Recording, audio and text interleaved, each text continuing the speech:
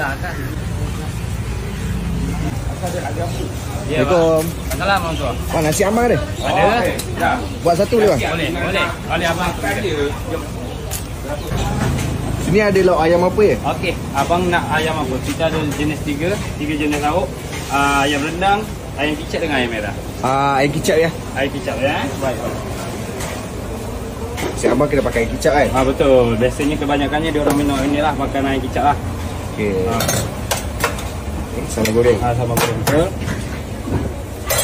Kita akan letak sanding. Biasalah. Ikan masin.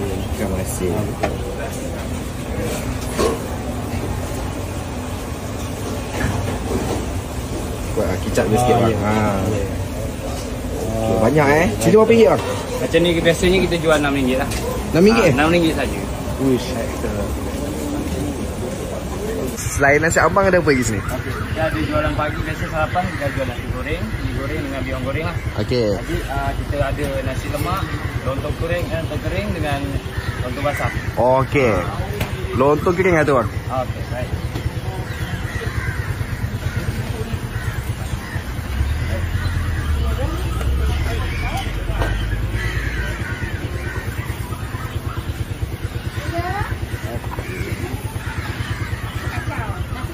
Semending. Okey, goreng. Sekarang kita pun ada letak sambal goreng.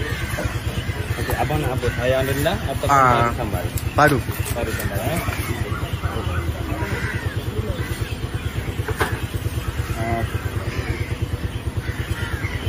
Baik. Jadi kita akan letak sambal ni lah.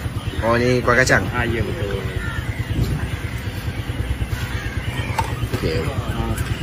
Ni tambah tumis? Ya. Okey, baik.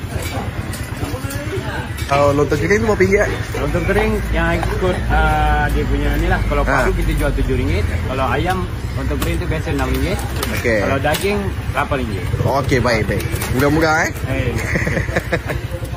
Dia jemput RM2. Baik, apa nak? Kontrol. Baik. Tak apa, nanti apa-apa nanti disuruh. Okey, baik. Ni RM2 berapa biji? 10 biji bang. 10 biji RM2 10 biji. Okey, baik. Nak cepat hari ni. Okey. Jemput pun boleh RM2. Baik. Kena RM2 Okey, baik. Bang kat sini buka hari apa ya? Saya buka biasanya akan buka hari Ahad sampai ke hari Jumaat lah. Jadi hari Sabtu kita cuti. Buka pagi selepas subuh. Selepas subuh sampai petang pukul 4. Okey, baik. Okey, terima kasih.